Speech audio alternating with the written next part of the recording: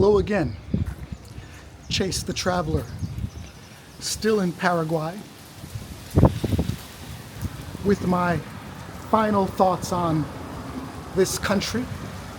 I'm in Asunción, the capital. Now, you know,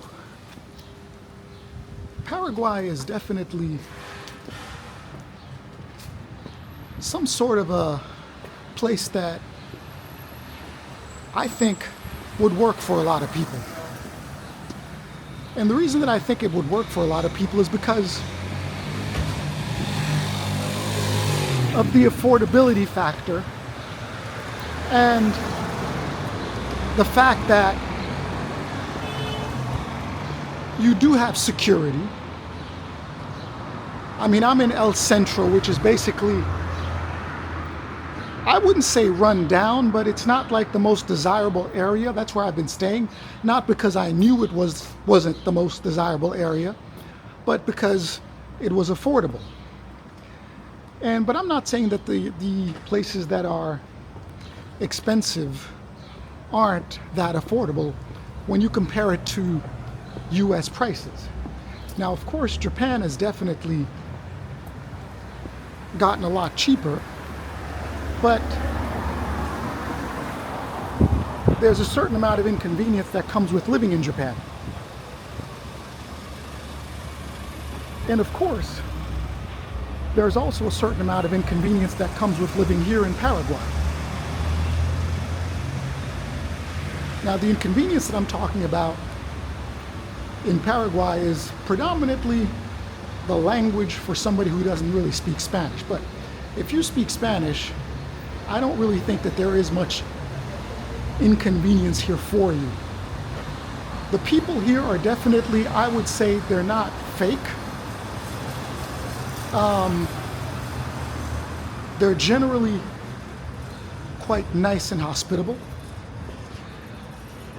You definitely don't get the feeling that you're going to be taken advantage of just because you're buying something on the street, or if you're taking a taxi or going into the store to buy a bottle of water.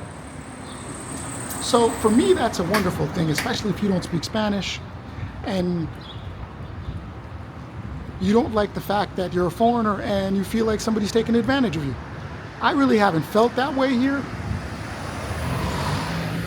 and I think that's a good thing. Now, the prices in Paraguay are definitely something else that I think is really, really good. I mean, really, an Uber ride, 20-minute, 30-minute ride isn't going to break the bank. I could actually take the bus, but I don't really know how to navigate the bus system here because I don't speak Spanish, so I haven't done that. But the bus is even more affordable. So $1 or $2, again, you're not going to feel any pressure if you want to go out. And I really haven't felt any pressure when I wanted to go out over here. Because again, you're spending like, at the most, you're going to spend, I mean, if you're really taking Ubers, you're going to spend about $10 a day, which is really very, very affordable. Another thing about Paraguay that I would say that I really like is the fact that, now, I would say that if you're coming from overseas, I wouldn't say that if you work here that you would get that same benefit. But if you're coming from overseas, you can buy a nice house or a duplex for a very, very good price. I'm talking about, if you work in America for a year, you already have enough money to buy your house and pay cash for it. You're not going to be able to do that in America. I've seen things as low as $34,000 that I myself would want to live in. I wouldn't feel ashamed about it. It looks just as nice as what you would see in high-end neighborhoods in New York City, but of course you're in a different country. With the same amenities for $34,000. Again, that's something that I would say is amazing. Now, of course, don't think that you're going to get every apartment or you're going to get stuff in the best neighborhoods in Paraguay for $34,000. That's definitely not going to happen. But you can get stuff here for $34,000, maybe 30 minutes, 40 minutes outside of the capital city. Now imagine if you go to a smaller city. So most certainly, these are very, very attractive things. Now, when you think about it, obviously if you're working here, it might take you 20, 30 years to buy that property. But you know, sometimes when you're from a different country, you get certain benefits. And sometimes I feel there's a little bit of resistance over here because of that. You know, they naturally think, oh, well, you're from the US, you know, your dollar goes very, very far over here. Well, you know, that's true. That's also not true. Yes, you do have certain advantages when you bring the mighty dollar over here. But the thing about it is, right, very few foreigners who are not from here understand how to live here like people in Paraguay, meaning if they don't speak Spanish, they probably don't know how to use the bus. Most real estate agents, I mean, I've met really nice real estate agents. They've been very, very friendly, very, very professional. I mean, I really have to say that. The problem that you're going to get is that they're always going to steer you to like the most expensive places, even though you don't really necessarily need that at the beginning. They'll steer you towards, like, let's say $100,000 properties, which look very nice. $150,000 properties, which again, it's very, very nice. But I would say that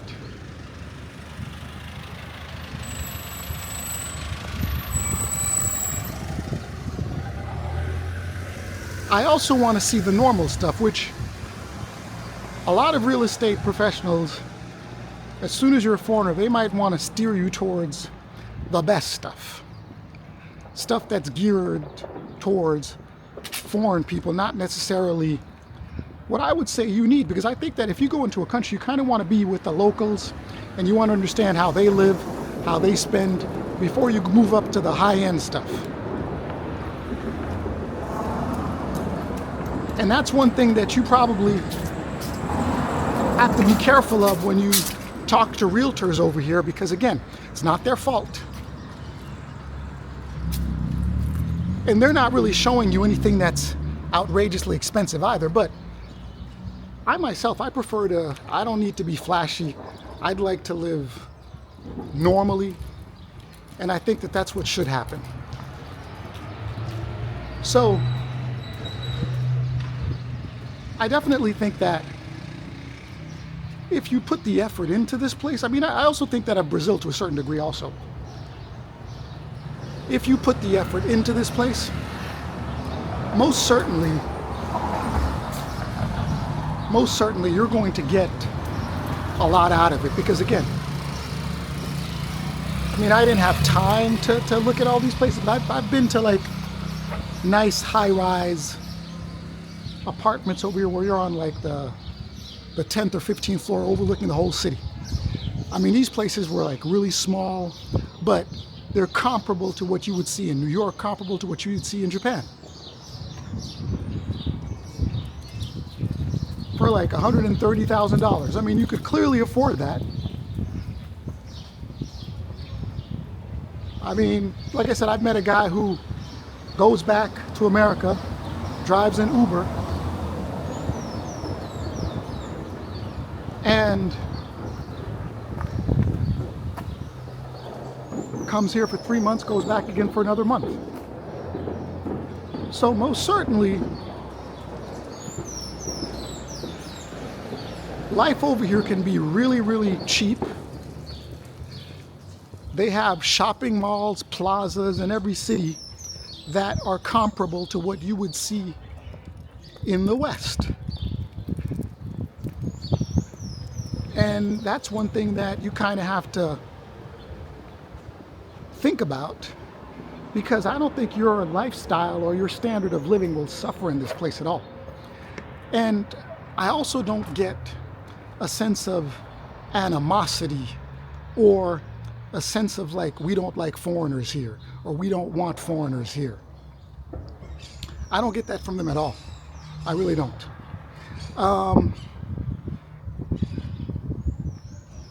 But I definitely also don't want to give the impression that everything in Paraguay is going to be peaches and cream, where they're going to make everything easy for you and they're just going to give you everything. No, I don't think so. I think the only disadvantage, I mean, not the only, but I'd say one major disadvantage is the fact that everybody thinks that as soon as you're a foreigner, that you kind of like have certain advantages that you yourself may not be aware of yet. I mean, I myself, for example, I mean, living here for a couple of weeks, I can definitely tell you that prices over here would be a lot cheaper for me if I lived like a Paraguayan person. But I don't know how to do that yet. So I kind of have to go out a little bit to eat. I kind of have to, I'm kind of living in a way that normal people here wouldn't necessarily live, because that's all I know. So unless you really know how to live like the people here, which is basically what I try to do. I mean, when I go out to eat, I definitely do not go to fancy places. I try and eat the way that the local people eat. And pretty much, I mean, if you're, like I said, you know, you can go out to lunch for $2 and you're going to be full. You can also go to a nice department store. In the food court section, you'll pay about $5-6. So things are extremely reasonable. So if you can adapt to the culture, I would say that unless you're really, really anal, you could be fine over here. Now, I would also say that certain things might be frustrating when you're trying to do certain things over here. I mean, some things also, again, if you're like used to the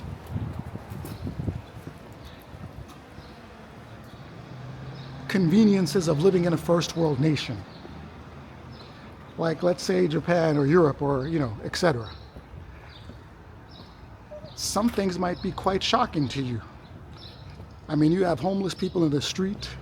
I mean, you have that in New York, you have that in Japan also. I mean, you have people who are doing drugs on the street. You also have that in America. You definitely don't see it as much in Japan.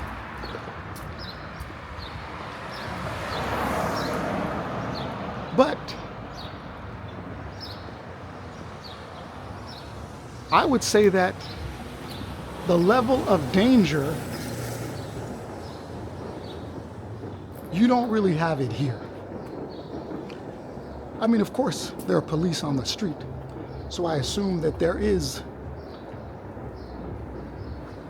a certain amount of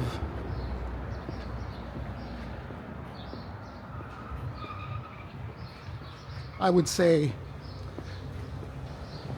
that there are security problems to a certain degree, but nothing excessive. So I mean, if you're thinking about walking outside the street and always seeing something nice, this might not be for you. Definitely not. But if you want to live reasonably in a nice place, you can definitely do that. And you could definitely do it affordably. Now, I'm going to be traveling along. I mean, I'm going to be going to a different location, different place, which I hear the security level over there is not as good. So I'm not even sure if I'm going to be filming like I normally film. I've also heard that this place that I'm going to next, I can't tell you, has issues when it comes to tourism, where we're not as welcome as we used to be.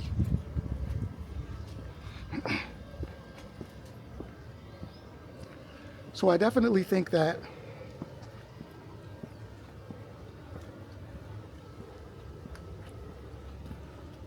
again, this place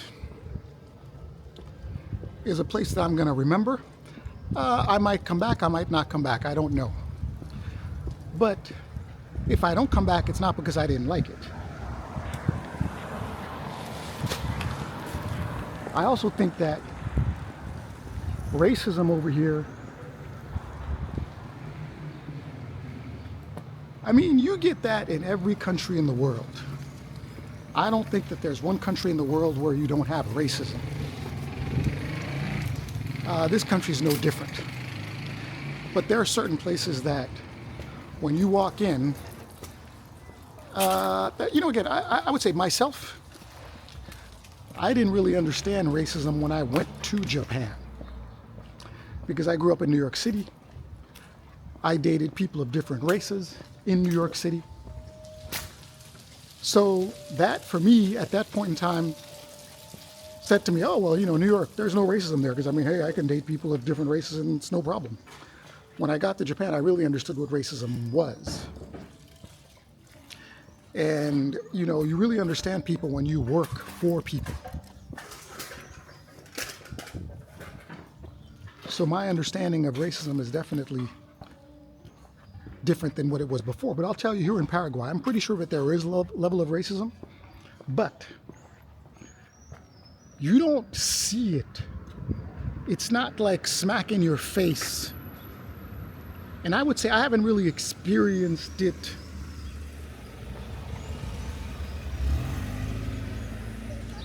to the level where I would say, okay, something, this place, everybody you meet is going to have an issue with you.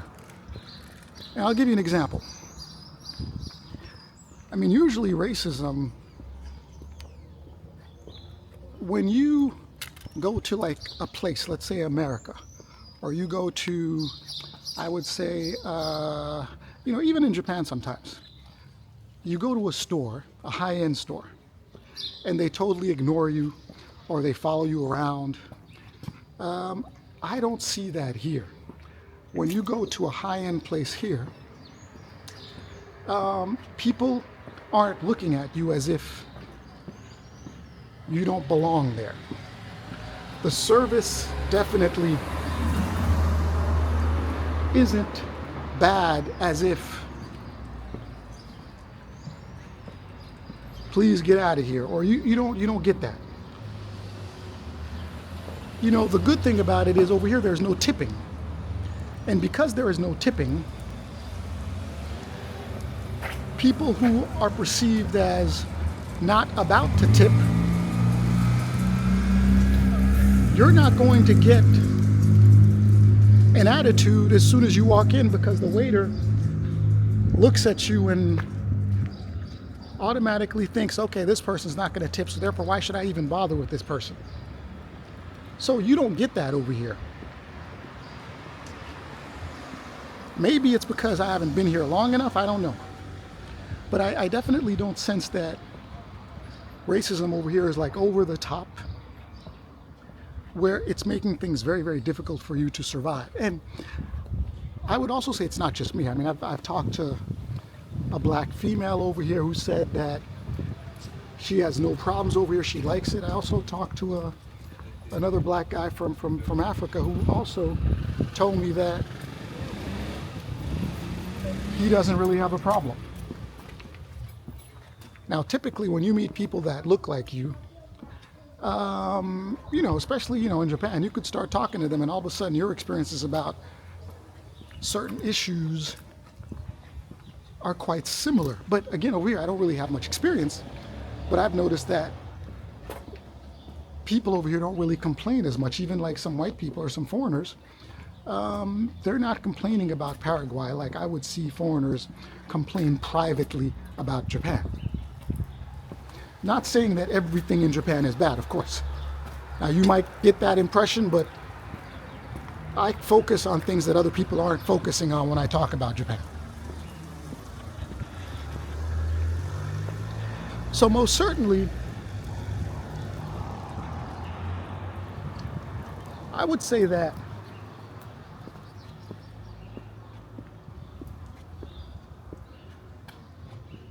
this place over here, again, is a place that as a foreigner, you definitely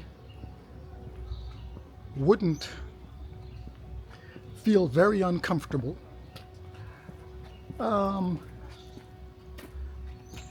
don't think that when you walk down the street or go to a restaurant, and people aren't going to be overly confrontational when they see you.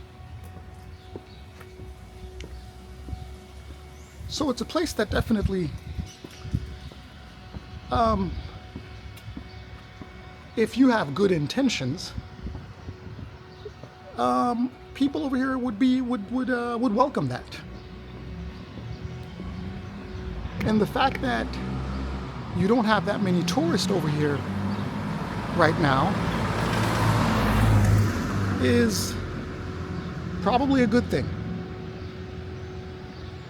Because people over here aren't really tired of tourism. And I could see in Japan right now, people are starting to get tired of tourists, which really wasn't the case many, many, many years ago.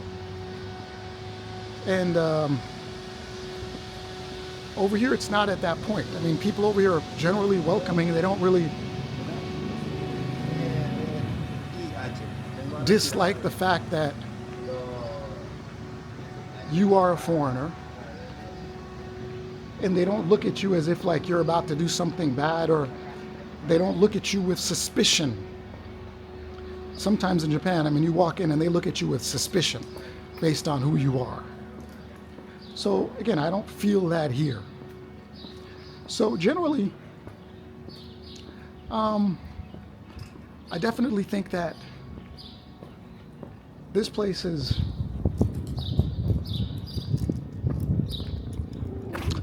one of those places that a lot of people should think about. And as I move forward and go to a different location and explore to figure out exactly where it is that I belong, I hope to find more places like this one where anybody can actually go and feel like you're not really a problem when you're visiting, or you're not perceived as some sort of threat. So that's what I really appreciate about Paraguay. So anyway, I will be leaving this country and heading to a different location. Chase the Traveler. Thank you for tuning in.